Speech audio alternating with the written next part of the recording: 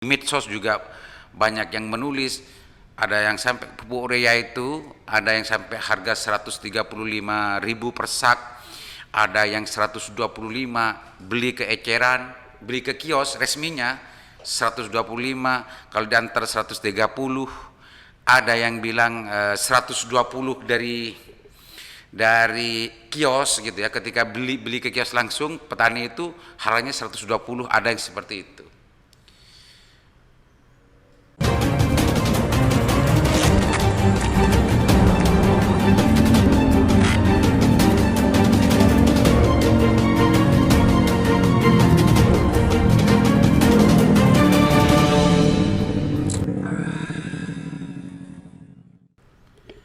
Assalamualaikum warahmatullahi wabarakatuh.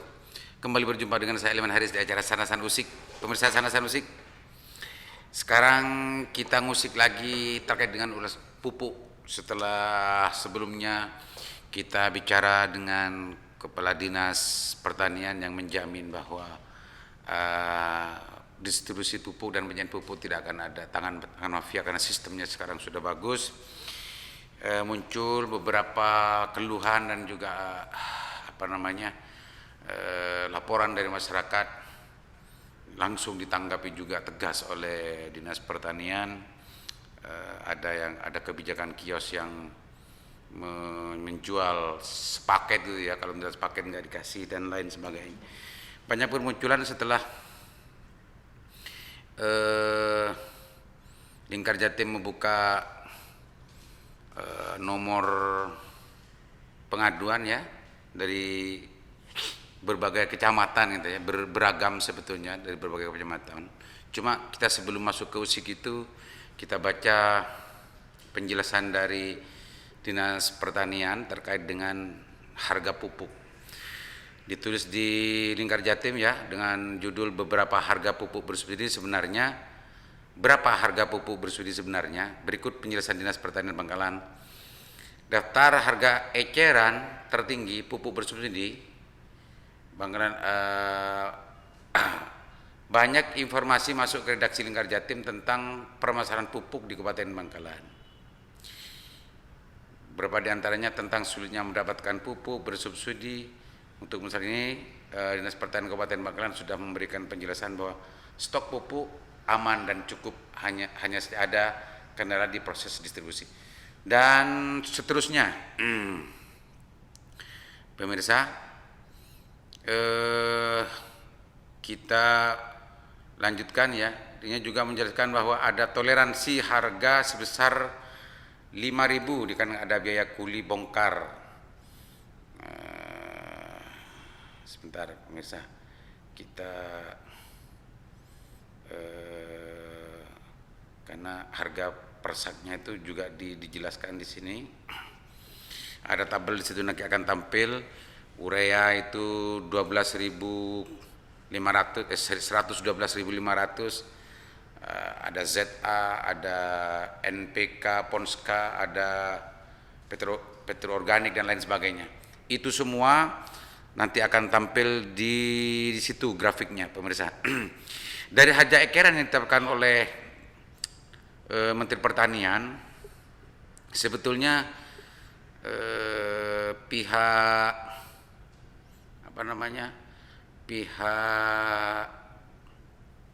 Dinas Pertanian memberikan toleransi 5.000 gitu ya. Itu pun sebetulnya kalau secara aturan tidak boleh karena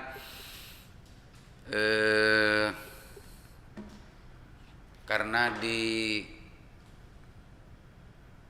harga eceran itu sebetulnya sudah menjadi aturan. Jadi kios tidak boleh menjual di atas harga eceran sebetulnya kepada petani. Harga eceran sebagaimana yang sudah tergambar tadi di gambar tadi itu, kalau urea kebanyakan di Madura ini membutuhkan banyak yang menggunakan gitu ya pupuk urea, per satu sak itu 112,5. Ada toleransi 5.000 ya karena ini dan itu sebetulnya. Itu meskipun itu tidak bisa dibenarkan secara aturan perundang-undangan karena pupuk ini sebetulnya adalah barang subsidi bukan barang dagangan, sama dengan subsidi-subsidi lainnya. Pemirsa Usik, ini menarik gitu ya. Ada beberapa kecamatan yang masuk laporannya ke Lingkar Jatim, juga di medsos juga banyak yang menulis, ada yang sampai pupuk urea itu ada yang sampai harga 135.000 per sak, ada yang 125, beli ke eceran, beli ke kios resminya 125, kalau diantar 130, ada yang bilang 120 dari kios gitu ya, ketika beli ke kios langsung petani itu harganya 120, ada yang seperti itu. Keluhan-keluhan masyarakat petani karena memang pupuk hari ini itu karena kebetulan musim tanam ini sangat dibutuhkan, harga 120, harga 125, harga 130, harga 140, bahkan 150 pun kalau ada dan tidak ada lagi pasti akan dibeli oleh petani. Ini sebetulnya persoalan yang penting untuk diperhatikan dan diprihatinkan gitu ya oleh pihak-pihak terkait, khususnya Dinas Pertanian dan juga Dinas Perdagangan yang harus mengawasi tentang masalah harga, karena ini adalah barang tidak diperdagangkan. Kalau memang harga 130, 120 dan toleransinya 50 itu 5.000 itu hanya itu batas toleransinya, maka penting Dinas Pertanian dan juga Dinas Perdagangan Kabupaten Bangkalan menegur kios-kios itu atau pihak-pihak yang menjual kepada petani seharga di atas itu. Karena sebetulnya tujuan program pemerintah mensubsidi pupuk ini itu adalah membantu petani. Karena sebetulnya uang negara disubsidi kepada pupuk ini adalah untuk membantu produksi pertanian dan disubsidi kepada petani. Kalau ini diperdagangkan, maka namanya itu adalah memperjualbelikan barang bersubsidi, dan itu tidak diperbolehkan oleh aturan perundang-undangan. Pemirsa Usik, ini di sisi persoalan harga.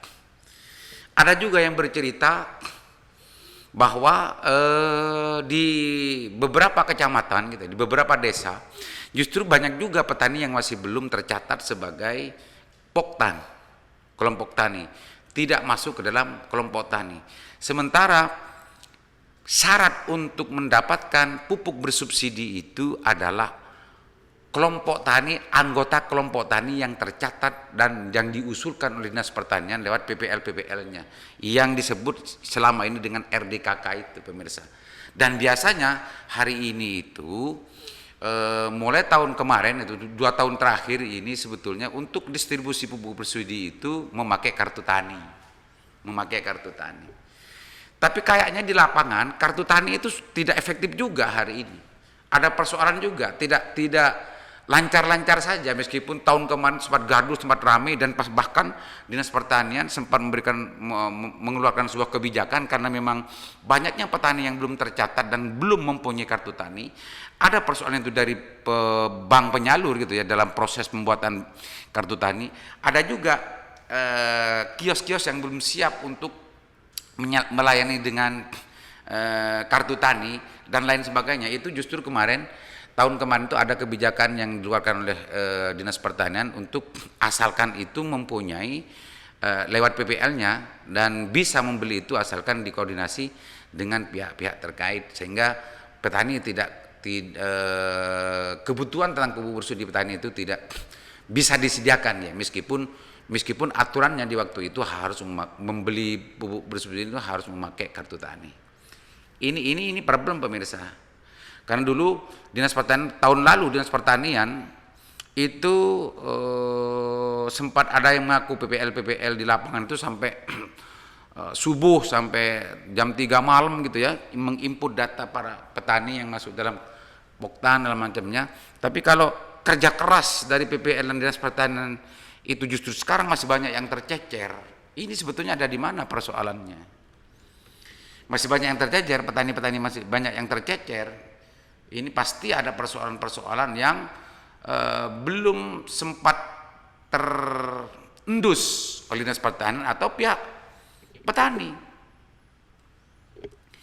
Bisa jadi pihak petaninya tidak merasa dia itu menjadi sebagai anggota kelompok tani, atau jangan-jangan mereka banyak yang juga tidak tahu bahwa dia itu adalah punya kewajiban untuk masuk ke dalam kelompok tani untuk bisa mengakses pupuk bersubsidi. Ini kemarin tuh ada yang bilang seperti itu. Banyak sebetulnya di desa-desa petani-petani yang tidak mempunyai kartu tani, bahkan tidak menjadi anggota kelompok tani. Kalau tidak menjadi anggota kelompok tani, bisa dipastikan orang ini sebetulnya, petani ini sebetulnya tidak mempunyai jatah yang disediakan oleh negara pupuk bersubsidi. Maka tidak heran ketika di lapangan ada yang diujar 135, ada yang diujar 130, ada 125 dan lain sebagainya.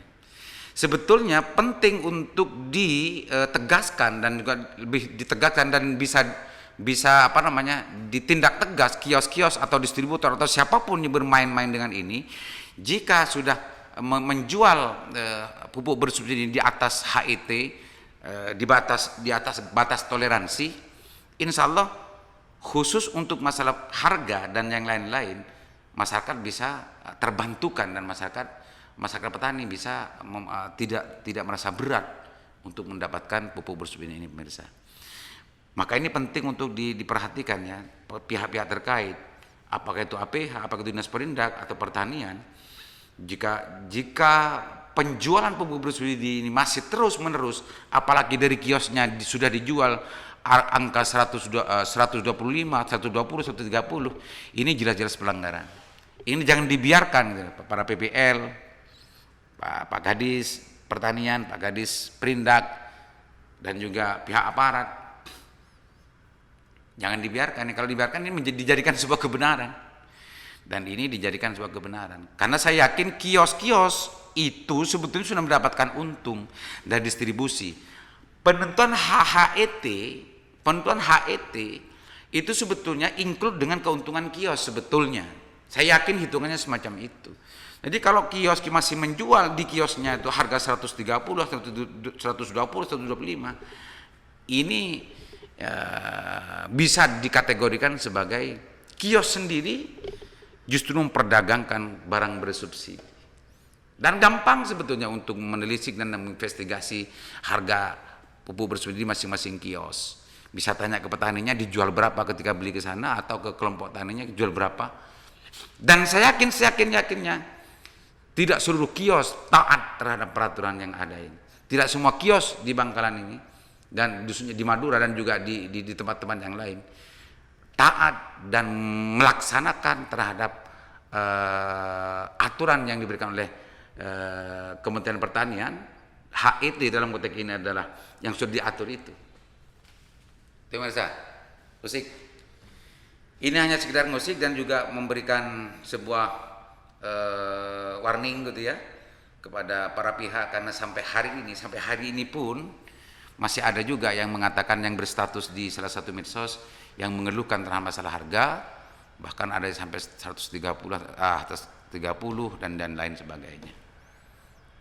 Gitu pemirsa Usik, mudah-mudahan persoalan ini segera dirapikan, persoalan pupuk bersubsidi ini bisa segera ditertibkan oleh pihak-pihak terkait agar program negara, ada program pemerintah dengan tujuan untuk membantu para petani ini betul-betul bisa tercapai.